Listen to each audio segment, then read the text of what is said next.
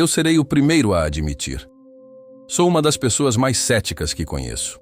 Não acredito em fantasmas, assombrações ou qualquer coisa que fuja da lógica.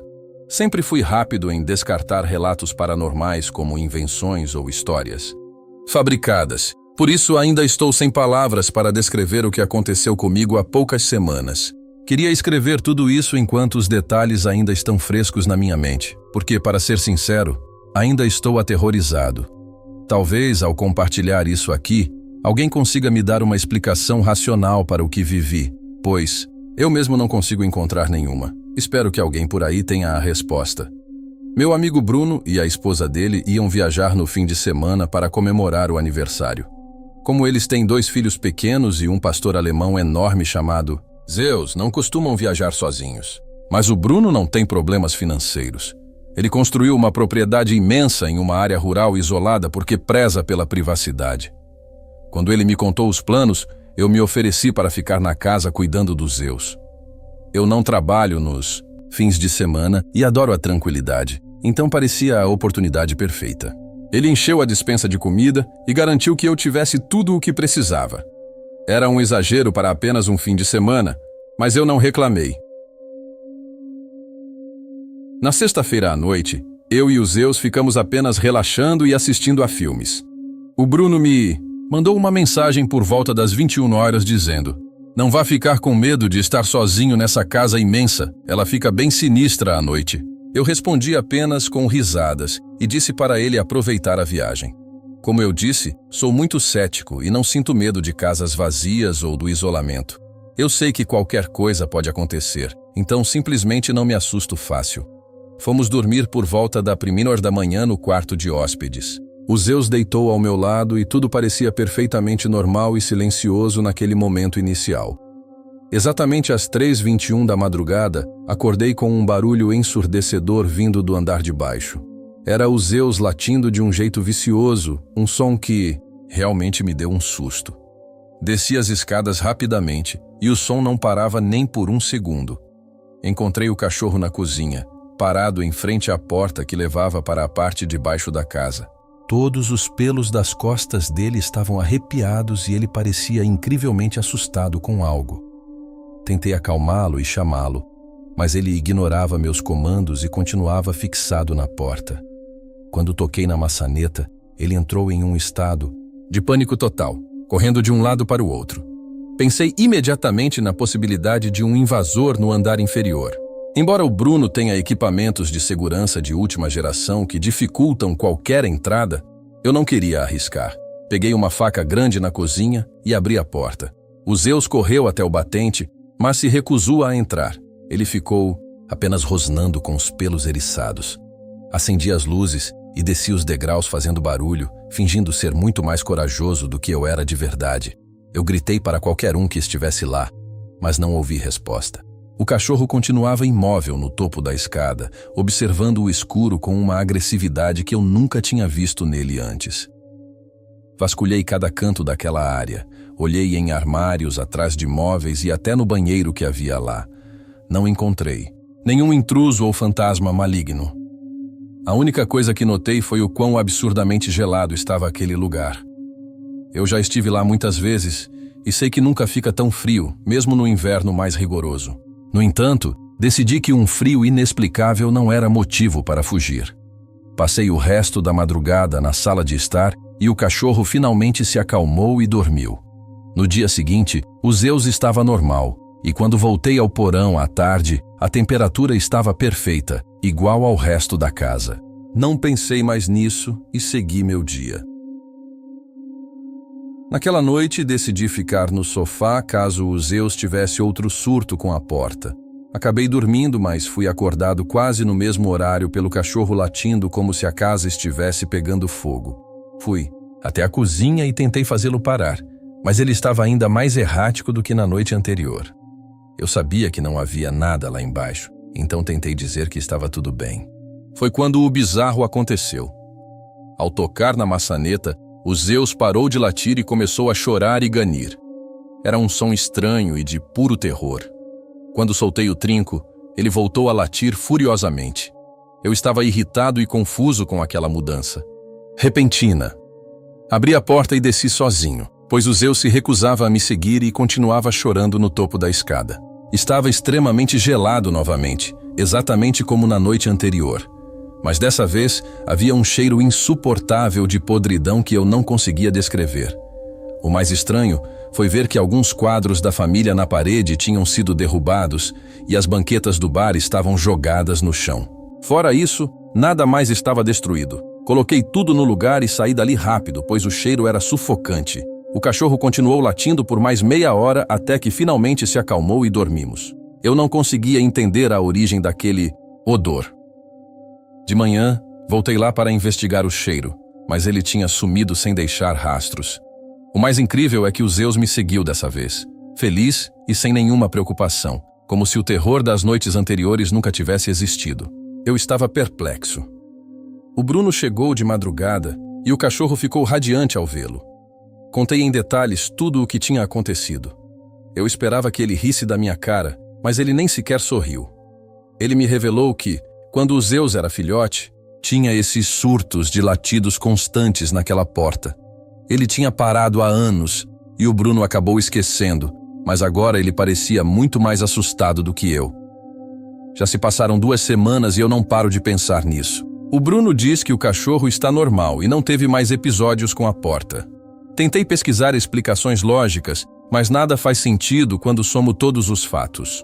O que causou o frio, o cheiro de podridão e os objetos derrubados? Eu só quero uma resposta para conseguir dormir em paz novamente. Não sei se isso é considerado uma história de terror típica, mas foi extremamente perturbador e fica cada vez mais assustador conforme o tempo passa. Talvez alguém na internet consiga explicar por que o cachorro agia assim e de onde veio tudo aquilo. Eu realmente preciso de ajuda. Essa história aconteceu há alguns anos. Eu tinha acabado de terminar um relacionamento de longa data e decidi que precisava de um recomeço total. Aluguei um loft pequeno, mas muito charmoso, em um condomínio de estúdios moderno e elegante. O lugar era perfeito, silencioso, seguro e com vizinhos que pareciam muito amigáveis. Era uma daquelas comunidades onde todos se cumprimentavam no corredor. Eu estava animado para decorar meu novo espaço e focar no meu trabalho de designer. No começo, tudo era paz e tranquilidade, exatamente o que eu buscava para curar meu coração partido. Mas após alguns meses morando ali, coisas estranhas começaram a acontecer durante a madrugada. Certa noite, enquanto eu me preparava para dormir, ouvi um som de correria vindo do corredor externo. Pareciam passos rápidos e leves, como se alguém estivesse brincando de apostar corrida. Olhei pelo olho mágico, mas o corredor estava deserto e silencioso. Achei estranho porque não havia crianças morando no meu andar, mas ignorei, pensando que talvez fosse algum vizinho chegando tarde com um animal de estimação. Nas noites seguintes, o som se repetiu no mesmo horário. Como meu loft ficava no andar térreo, minhas janelas davam para um pátio interno muito bonito, cercado por muros altos. Era um local privativo, onde apenas moradores com chave podiam acessar. Uma madrugada fui acordado por algo que me gelou o sangue. O som de risadinhas abafadas logo do outro lado da janela do meu quarto. Era um som infantil, mas carregado de uma energia que eu não sabia explicar. Pensei que fossem adolescentes do condomínio pregando uma peça boba. Irritado, bati no vidro e fiz um som alto de shh para que parassem. As risadas cessaram por 1 segundo, mas logo em seguida ouvi um leve tique-tique-tique no vidro, como se unhas pequenas estivessem batendo no cristal. Aquilo me deu um calafrio instantâneo, mas eu não queria dar o gostinho da vitória para quem quer que estivesse ali fora tentando me assustar no meio da noite. Respirei fundo, tomei coragem e puxei a cortina de uma vez. Para minha surpresa, o pátio estava completamente vazio. A iluminação externa mostrava o jardim impecável e imóvel, sem nenhum lugar para alguém se esconder tão rápido. Fechei a cortina e tentei voltar a dormir, repetindo para mim mesmo que era apenas minha imaginação ou o vento. Esse fenômeno de risadas e batidas na janela continuou por várias noites.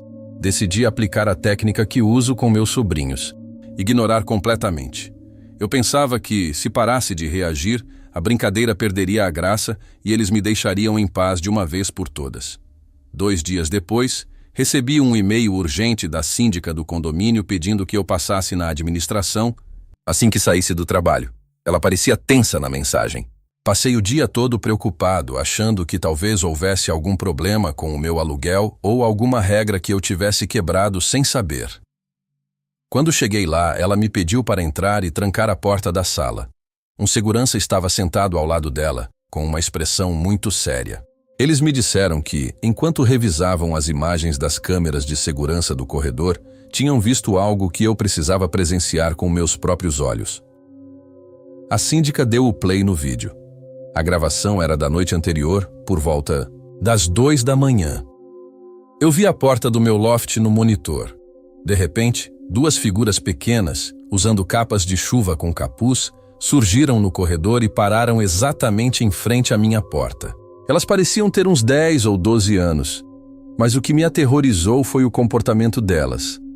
Elas ficaram ali, paradas, a poucos centímetros da porta, sem se mexer por quase 10 minutos seguidos. No vídeo acelerado, era bizarro ver aquelas estátuas, humanas apenas vigiando a minha entrada, como se estivessem esperando por um sinal ou um convite para entrar. Em um momento do vídeo, uma das figuras estendeu a mão e começou a girar a maçaneta da minha porta, tentando abri-la várias vezes. Meu coração disparou ao ver aquilo. Eu estava dormindo a poucos metros dali enquanto estranhos tentavam invadir meu espaço. Após 10 minutos imóveis, as 2 figuras simplesmente saíram pulando e saltitando para fora do alcance da câmera. O segurança me contou que tentaram rastreá-las por outras câmeras do condomínio, mas elas simplesmente desapareceram. Foi como se tivessem evaporado assim que saíram do campo de visão daquela única câmera no meu corredor. Naquela noite, eu não consegui pregar o olho. Fiquei sentado na sala, com todas as luzes apagadas e um taco de beisebol na mão, esperando. Às 1h30 da manhã, ouvi o som metálico da maçaneta girando suavemente. Eles estavam de volta. Corri até a porta e gritei para irem embora que eu ia chamar a polícia.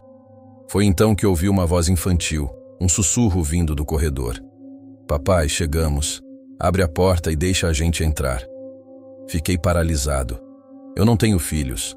Olhei pelo olho mágico e vi apenas os topos das cabeças encapuzadas. As figuras estavam com os rostos baixos, olhando para o chão. A voz sussurrou novamente, soando quase desesperada. "Por favor, deixa a gente entrar. Nós já chegamos em casa." Eu gritei que eles estavam no lugar errado e que ninguém com filhos morava ali. Imediatamente, os 2 começaram a dar risadinhas frenéticas e um deles começou a jogar o corpo contra a porta com uma força que parecia impossível para uma criança. Segurei a porta com todo o meu peso, tremendo de pavor. De repente, o barulho parou. Quando olhei pelo olho mágico minutos depois, o corredor estava vazio novamente. Chamei a polícia, mas eles disseram que provavelmente eram apenas crianças do bairro fazendo trotes. Dias depois, encontrei a síndica no estacionamento.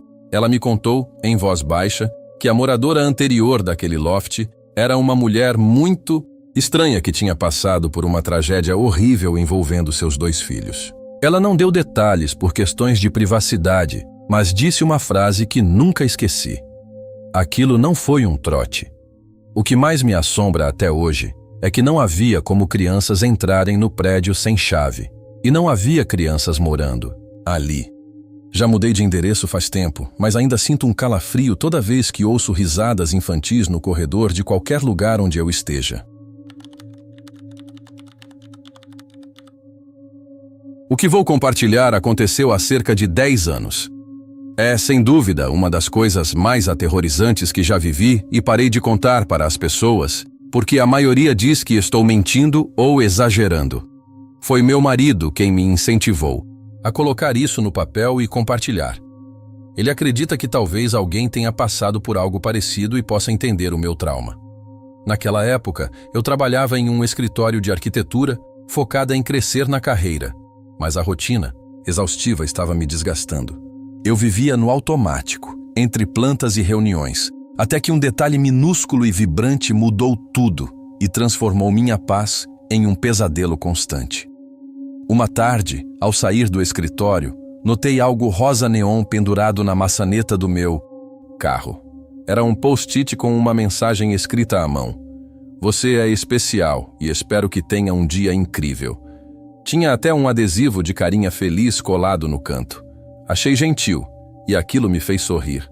Em meio ao estresse do trabalho, aquele gesto pareceu inofensivo e doce. Nos dias seguintes, a cena se repetiu. Toda vez que eu chegava ao estacionamento, lá estava uma nova nota no mesmo lugar. Eu sei que algumas pessoas achariam isso estranho logo de cara, mas eu estava em uma fase carente e gostava daquela atenção misteriosa que recebia diariamente. Após 4 ou 5 mensagens amigáveis, decidi entrar na brincadeira. Em uma manhã, antes de entrar para o trabalho, peguei meus próprios post-its e deixei uma nota no vidro do carro para quem quer que fosse o autor secreto. Mantive o tom amigável, mas com um toque de flerte, curiosa para ver até onde aquilo ia. Quando saí do expediente, fiquei feliz ao ver que a pessoa tinha respondido na mesma hora, mantendo o jogo de sedução. Eu não sabia se era uma piada de algum colega ou algo sério, mas continuei com a interação por mais alguns dias. Antes de um feriado prolongado, deixei um bilhete dizendo: "Não sinta muito a minha falta nesses dias de folga." Naquela tarde, a resposta foi apenas um post-it com um rosto triste desenhado. Achei que o jogo terminaria ali, já que eu ficaria em casa e não veria mais ninguém do trabalho. Mas eu estava redondamente enganada. Na manhã seguinte, enquanto eu organizava algumas coisas em casa, saí para pegar o jornal e meu coração parou. Havia um post-it rosa neon na porta do meu carro, estacionado na minha própria garagem. Aproximei-me trêmula e li a mensagem: "Você fica linda enquanto dorme." O pânico tomou conta de mim instantaneamente. Não era mais uma brincadeira de escritório. Alguém sabia exatamente onde eu morava e estava me vigiando no escuro. Amassei o papel e tentei me convencer de que era apenas algum colega de trabalho babaca querendo me assustar. Mas quando voltei ao escritório, as notas continuaram e o tom mudou drasticamente. Após eu parar de responder e ignorar os bilhetes, as mensagens ficaram agressivas e maldosas. No terceiro dia de silêncio, o bilhete dizia: "É melhor você me responder. Lembre-se que eu sei onde você mora." Pensei em chamar a polícia, mas ainda tinha a esperança de que, se eu ameaçasse, a pessoa pararia. Deixei uma última nota no carro dizendo que chamaria as autoridades se aquilo não cessasse. Imediatamente. No fim do dia, meu bilhete tinha sumido e não havia nada novo. Senti um alívio momentâneo, achando que o aviso tinha funcionado. Mas naquela noite, acordei de madrugada sentindo que algo estava errado. Fiquei sentada na cama, em silêncio absoluto, tentando ouvir qualquer coisa acima do barulho do meu próprio coração. Foi quando ouvi um som de arrastar, como se alguém estivesse caminhando suavemente pelo corredor da casa. Tentei me convencer de que eram apenas ruídos da estrutura de madeira, mas o instinto dizia o contrário. Peguei um pesado troféu de metal que tinha na mesa de cabeceira e, com as mãos tremendo, saí do quarto. A coragem que eu achava que tinha desapareceu a cada passo que eu dava no escuro. Cheguei ao final do corredor e parei. De onde eu estava, conseguia ver a sala e a cozinha sob a luz fraca que vinha da rua. Fiquei imóvel por um minuto, imaginando alguém escondido atrás do sofá esperando o momento de atacar. O silêncio era sufocante. Sem coragem de avançar mais, dei meia volta e me tranquei no quarto. Liguei a TV em um volume alto para abafar qualquer barulho e tentei me convencer de que era paranoia. Acabei pegando no sono apenas quando o sol começou a nascer. Ao acordar, quase esqueci do terror da madrugada, achando que tinha sido apenas um pesadelo fruto do estresse dos últimos dias. Fui até a cozinha para preparar um café e, ao chegar perto da geladeira, perdi as forças nas pernas. Colado bem no centro da porta branca, havia um post-it rosa vibrante. A mensagem dizia: "Você não pode me manter afastada", acompanhada de um adesivo de carinha feliz. Fiquei paralisada por quase um minuto. Corri para checar todas as portas e janelas. Tudo continuava trancado por dentro. Eu morava sozinha, não tinha parentes por perto e ninguém mais tinha a chave daquela casa. De alguma forma, aquela pessoa tinha entrado, chegado a centímetros de onde eu estava e deixado aquela marca antes de sumir sem deixar vestígios. Chamei a polícia imediatamente. Eles fizeram uma investigação, mas disseram que notas de papel não eram provas suficientes para rastrear alguém. Tentaram verificar as câmeras do estacionamento do meu trabalho, mas justamente onde eu parava era um ponto cego, sem cobertura de segurança. Os policiais concluíram que devia ser alguém do meu círculo social, mas eu sabia que não era. Me mudei para a casa de uma amiga por semanas, troquei todas as fechaduras por modelos de alta segurança e instalei câmeras em cada canto. Durante 2 meses, nada aconteceu. Achei que com as novas travas, eu finalmente estaria segura e o perseguidor teria desistido. No entanto, certa manhã, ao sair para trabalhar, encontrei um último post-it rosa na minha porta da frente. Acho que você não quer mais brincar. Foi o fim. Depois disso, nunca mais recebi nada. Trocar as fechaduras pode ter salvado minha vida, pois estou convencida de que aquela pessoa tinha uma cópia da minha chave antiga. 10 anos se passaram e, mesmo casada e vivendo em outra cidade, o trauma permanece. Até hoje, toda vez que vejo um bloco de post-its rosa neon em uma papelaria, sinto um nó no estômago e o medo volta. O que aquela pessoa queria? Por que não? Me atacou naquela noite? São perguntas que nunca terão resposta.